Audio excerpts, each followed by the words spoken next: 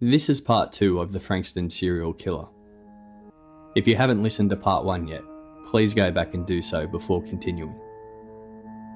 We left last week just after the body of Natalie Russell was found, the third victim of the Frankston Serial Killer. And police had the registered owner's details of a suspicious vehicle that was seen on Skye Road at the time of Natalie's murder. Detectives ran a check and found that the vehicle belonged to a man by the name of Paul Charles Denyer. They saw Paul and his car had been checked out before too. He had recently been spoken to by police sitting in his car alone at night in a nearby car park.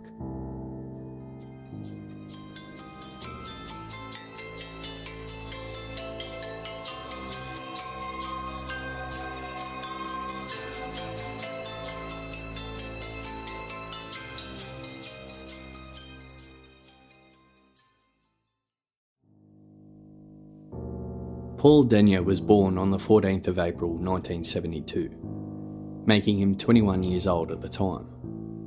He had 4 brothers and 1 sister. Paul was the middle child. Paul was average looking, overweight, with a baby face, clean cut, and was quietly spoken. He basically looked the total opposite of what you would expect a serial killer to look like. His parents were Anthony and Maureen Denyer. They moved to Australia from the United Kingdom in 1965. They lived in Sydney and Adelaide before settling in Melbourne. Paul didn't mix well with the other kids at school. He struggled academically, had low self-esteem, and other kids tended to stay away from him, leaving him isolated. From a young age, he displayed a complete lack of emotion about pretty much everything. When he was 11 years old, he cut the throat of his sister's teddy bear. When confronted about it, he just smirked. Around that time, the family's cat was found hanging in a tree with its throat cut. Paul blamed the neighbours, but his older brother noticed the blood on Paul's pocket knife. At 13, he was arrested for stealing a car. He ended up getting a caution for that because he was a juvenile. At 15, he was charged with assault on a fellow student. He was also caught staring through the window at one of his brother's girlfriends who was undressing. Paul worked a number of menial jobs. He was sacked from all of them for either dishonesty or for being lazy. He had an interest in knives, and he liked going out on long walks by himself in the middle of the night. He met his girlfriend Sharon Johnson while working at a grocery store, one of the 7 jobs he was sacked from. Sharon was described as being very controlling, demanding to know where he was at all times. Paul was said to be well and truly under Sharon's thumb. Sharon was opinionated and often rude and outspoken. Paul was generally more reserved and softly spoken. He had very few friends. It was just Sharon and his family that he mainly associated with. Paul applied to join the police force in early 1993. He failed the physical due to being overweight. He knew the Frankston area well, having lived there most of his life. He spent a lot of time in his teenage years smoking marijuana with his brothers at both Lloyd Park, where Elizabeth Stevens was found, and along Taylor's Road, where Debbie Freem was found. Detectives paid Paul a visit at his Frankston North unit in the afternoon of the 31st of July 1993, the day after Natalie Russell was killed. Paul was at home with his girlfriend Sharon. They invited the detectives inside their small, messy, and barely furnished unit. They asked all of the usual background questions, then got down to business, asking Paul what he had done and where he had been the day before. Paul explained that he woke up about 7:30 a.m. He drove Sharon to work, then went to an ATM in Seaford and withdrew $40. He then drove around to a few car wreckers to try and find a spare wheel for his old Toyota. He found one, returned home, worked on his car for a bit, then went to a different car wreckers to try and find a new speedo cable. He called in to visit his mother while he was out, but she wasn't home, so he had a coffee with her boyfriend. While he was out on this journey, his car overheated, so he had to pull over. He topped the water up and went for a quick walk while waiting for the radiator to cool down. He started the car, but a short distance later it overheated again. He pulled over on Skye Road, checked under the bonnet and noticed a hose had come loose. He needed a screwdriver, so he closed the bonnet and walked home to get one, also filling his water bottles up so he could top up the radiator again. That was his explanation for being on Skye Road. Detectives wanted to know why he didn't knock on one of the doors of the nearby houses to see if he could borrow a screwdriver and use their water. Paul replied, "I don't like going into other people's houses." The detectives then wanted to know why he didn't go to the nearby golf course. Paul replied, "I didn't think of that." Paul then explained the numerous scratches and the larger, deeper cuts on his middle finger and thumb were caused by all the work he was doing on his car the day before. Detectives then wanted to know what Paul was doing 3 weeks earlier, the night Debbie Freem disappeared. Paul surprised them when he remembered specifically that it was a Thursday night, and when he put himself at Cananook train station, just around the corner from where Debbie Freem disappeared.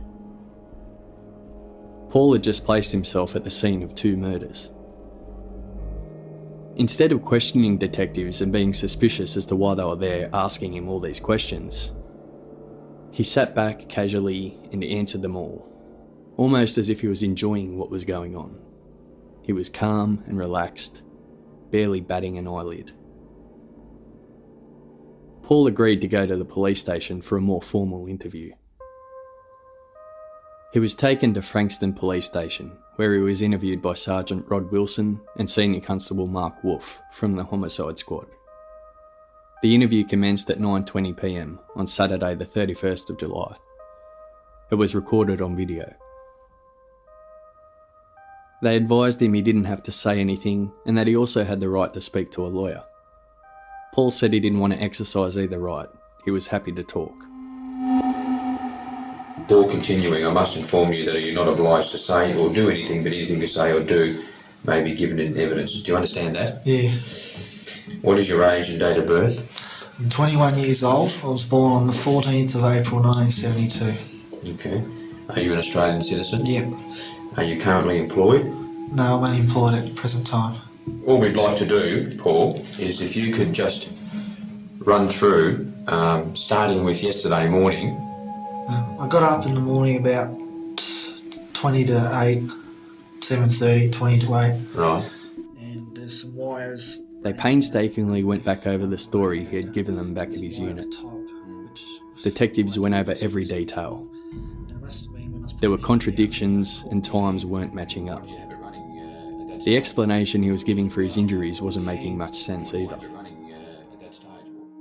As I was coming down, say past Kringle Drive, I noticed temperature gauge started to go right up to high.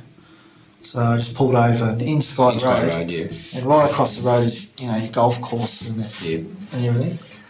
So I pulled up there and I checked under the car, under the bonnet, and found out the hose had come loose. When we saw you down at your flat this afternoon, I noticed a number of cuts on your fingers. Yeah. Can you just put your hands flat on the desk here, so that just right up here. This injury here is a long sort of a cut. Just explain how you got that injury and when you got that injury. I got it yesterday when I was working on the car. How are you saying it occurred? Well, the fan spins this way, so if I'm standing at the front of the car, like here, the fan spins that way, the alternator sits there, and there's some wires running down underneath the bottom of the radiator. There's a wire at the top, which was for a light that I just recently put on. And it must have been when I was putting my hand down there, I caught the fan. Why did you have it running at that stage when you were checking the radiator? Clumsy worker on cars. Detectives asked him more questions about Debbie Freem. Paul stuck with his story, putting himself at Kananook train station roughly at the same time and just around the corner from where Debbie went missing. Not only that, it was the one night Paul failed to pick his girlfriend Sharon up from work. Amazingly, on the night Elizabeth Stevens was murdered, he told detectives he was out walking in the rain. He walked from his place to his mum's place, then to Sharon's mum's place.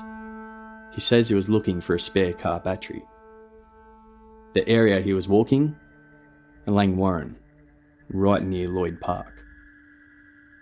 Instead of giving himself an alibi, all he was doing was placing himself at the scene of each murder.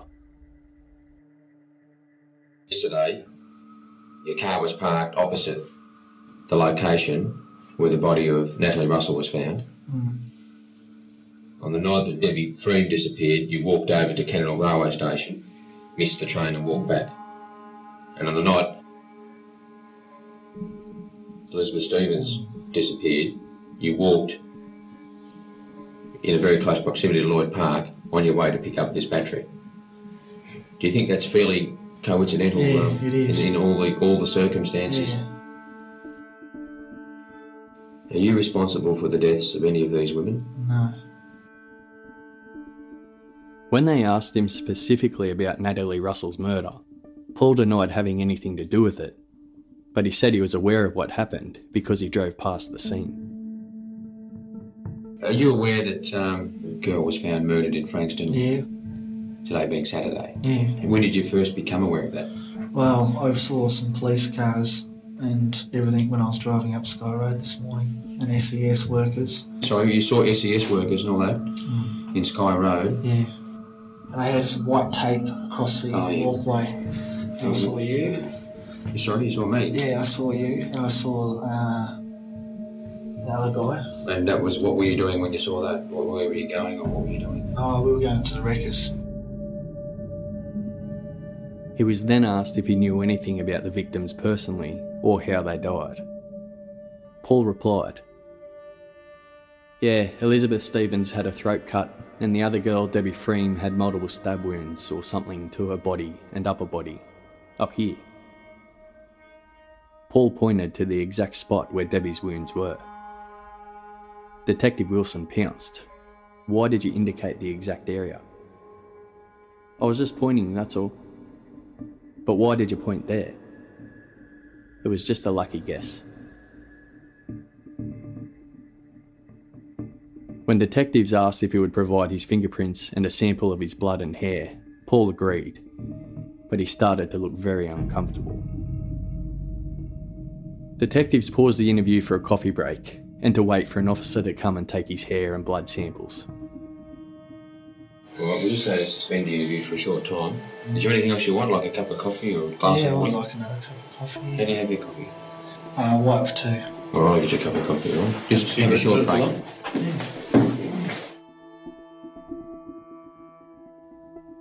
During the break, Paul went to the toilet. The officer who escorted him to the toilet was Detective Darren O'Loughlin. Paul saw that O'Loughlin was wearing a cross, and he started to ask him about religion. The conversation then moved to DNA. Paul wanted to know why they wanted his blood and hair. Had they found something at the scene? And if they had, how long would it take to match? O'Loughlin said he couldn't answer any of those questions. He would have to check with Detective Wilson. Paul was silent for a short period of time before looking at O'Loughlin and saying, "Okay, I killed all three of them." O'Loughlin immediately alerted Detective Wilson and the interview was started again. This time O'Loughlin sat in on the interview, as Paul seemed to take a liking to him. Some of the audio clips you're about to hear are taken from the interview, and some are taken from a walkthrough of the crime scenes that was done after the interview.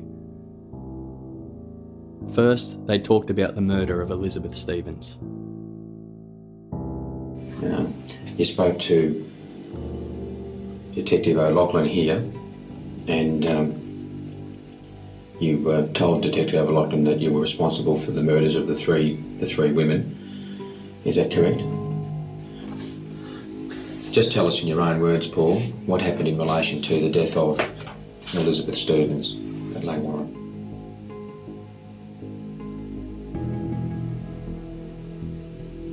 I saw her get off the bus. I walked up behind her, stuck my left hand around her, made her mouth like this and held a gun to her head right here. I started choking her with my hands and she passed out after a while. And then I pulled out the knife. Okay. And I dragged her to where she was found. And I threw 2 branches on her body. Can you tell me why you attacked her on that night? Just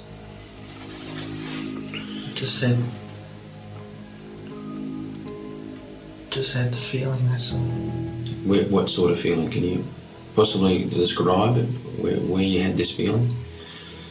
Just wanted to kill.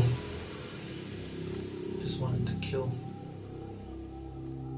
The gun he describes wasn't a real gun. It was a fake pretend gun he had made himself at home. Paul also admitted to the attack on Rosa Toth. The detective said, "What did you plan to do with Rosa?" Paul said, "I was just going to drag her in the park and kill her. That's all." He went on to say that when Rosa ran away, he caught the train from Seaford to Kananook. And not long after getting off the train, he saw Debbie Freem getting out of her car at the shop. Okay, can you tell us what happened here? Well, the car was sitting over there. This is Debbie Freem's car we're talking about. Yeah, Pulsar. Right. I was walking down this road here. Right. Saw her jump out of the car. Yes. Ran into the milk bar here. So I jumped in the back seat of the car. Right.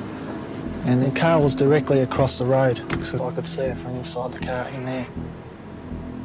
What caused you to select her as at that time? Just that go feeling. Right. So what happened then? And then she came out. While I was crouched down, I could hear her footsteps coming close to the car. Mm-hmm. And she hopped in the car, but she didn't see me in the back. And she went to do a U-turn, pulled out the gun that I had, just as she was doing that turn. She kept going straight into this wall. Paul then describes killing Freem before detailing what happened after.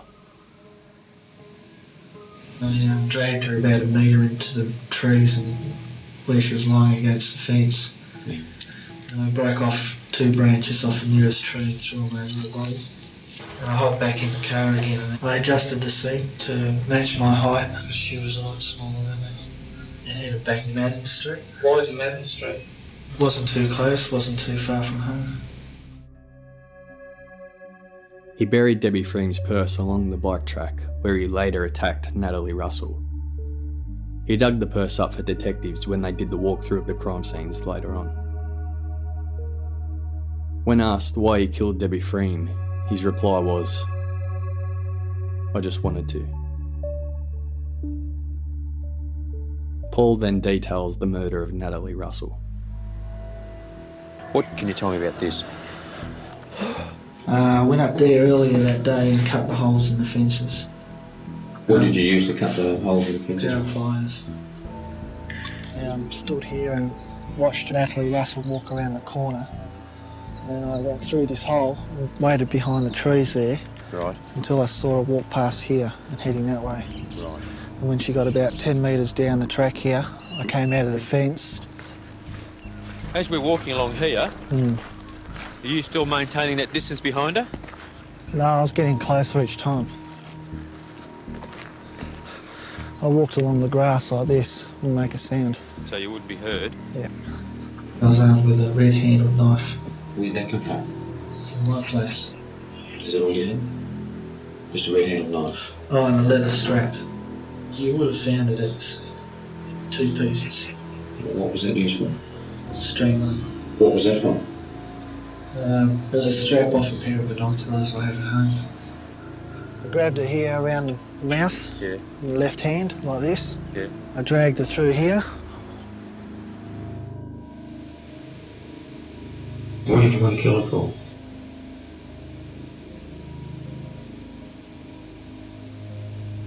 Same reason as before. No, I've always wanted to kill. Since when? Since I was about 14. After the murder, he walked back down the track towards his car, and he actually saw the police there checking it out. He casually made his way out of the track and walked down Skye Road, away from the police. They were that close. As you can hear from the interviews, Paul displayed zero emotion and zero remorse. That never changed. He simply said he always wanted to kill and was just waiting for the right opportunity. As the interview was taking place, other police were searching his flat. They found a hat with blood on it, a large homemade knife, and a long cord with 2 knots tied at each end. The cord looked like it had hair on it. In his car they found the fake gun he had made, another large knife, and a pair of pliers. Each pair of pliers leaves a distinctive mark, much like a fingerprint, and they were able to later match the pair of pliers they found in Paul's car, as being the ones used to cut the hole in the fence at the crime scene of Natalie Russell. Remember back at the start of the story, Donna Vaines had a place broken into and her cats were killed. A death threat was written in blood on her wall. She then moved to her sister Trisha's place, and Trisha's neighbour Julia had also experienced a terrifying break-in, where her throat was cut in all of her photos, and her engagement dress was slashed. They were comforted by a male neighbour who said whoever did it was a sicko and he would look out for them. Well, that was Paul Denyer. He lived next door to Trisha Vaines. He admitted to committing both of those break-ins. He freely said that he went to Donna's place that night with the sole intention of killing her, but she wasn't home, so he killed her cats instead. The reason he gave? He hated Donna and Trisha. It was through Trisha, his neighbour, that he met Donna and learnt that she was home alone most nights. That's why he targeted her. The reason why he hated them wasn't given. Donna was so fearful that she moved out of her unit, not realising she moved next door to the person responsible. The feelings obviously weren't mutual, because after Paul's arrest, this is what Trisha had to say. He was the nicest and most considerate person I ever met. I could not believe it when I heard the news. I still find it difficult to accept. He was cool, calm and collected. He seemed quiet and subdued, and often kept to himself. Another one of Paul's neighbours had this to say: "I just can't believe that the charges have been laid against him. He seemed the nicest of people." Paul Denyer was charged with 3 murders: Elizabeth Stevens, Debbie Freem and Natalie Russell. He was also charged with the abduction of Rosa Toth. Paul pled guilty, never trying to fight the charges. While awaiting sentencing, he was visited by many doctors and psychologists trying to find answers. What they found was that Paul Denyer was a rare breed of serial killer, murdering his victims at random without motive, simply because he had always wanted to. He had always felt like killing, and he could no longer suppress his urges. He was able to describe his crimes without a flicker of emotion. They found him to be extremely emotionally disturbed, but not legally insane. He was diagnosed as having a sadistic personality disorder, demonstrated by a steady pattern of cruel, demeaning and aggressive behaviour since early adulthood. He appeared amused by the psychological and physical suffering he inflicted on his victims. It was in an interview with a psychologist that Denya mentioned his favourite movie was a horror movie called The Stepfather. And that's where he got the idea to slash his victims' throats, because it seemed effective. Denya did try and claim that one of his older brothers had sexually abused him when he was younger, but this claim was strongly denied by the brother and by his entire family. Denya was sentenced in Melbourne's Supreme Court on the 20th of December 1993.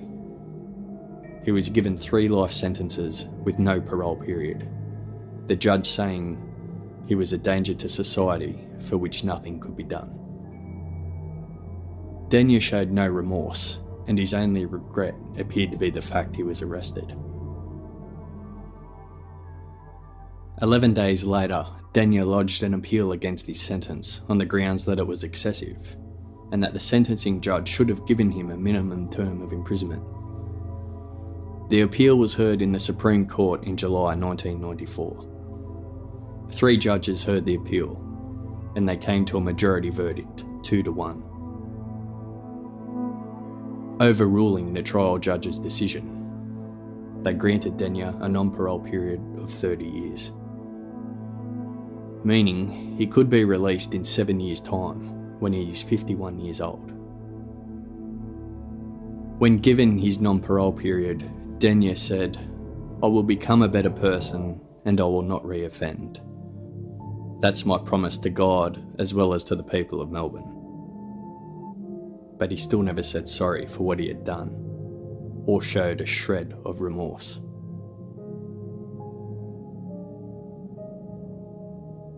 Denya now identifies as a woman and will only answer to the name Paula.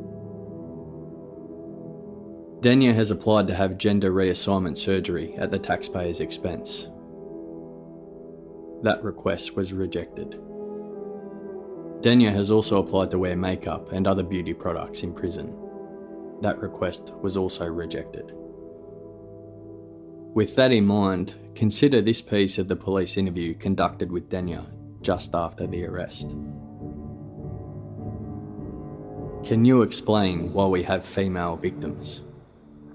Denya: I just hate them. Beg your pardon? I hate them. Is that particular girls or females in general? General. Years later, Denya wrote this in a letter from prison. I've put the pieces together like this. A. Born feeling like the other sex. B. Growing up interested in female things. C. Fearing adulthood as a male. D. Having to suppress my feelings. E. Committing these crimes to try to destroy those feelings. F. Living now with the acceptance of those feelings. Denya continues, I committed those disgusting crimes not because I ever hated womankind, but because I never really felt that I was male. Unfortunately for me, I used the word hate when police interviewed me, because hate was the only emotion I thought could correctly identify with my confused identity. In 2012, Denya was interviewed by police in relation to 4 prison rapes that had occurred on fellow inmates. No charges ever followed from what I've been able to find. Denya had experienced the urge to kill from a young age, just 14 years old, and had been following women around for years, just waiting for the right time.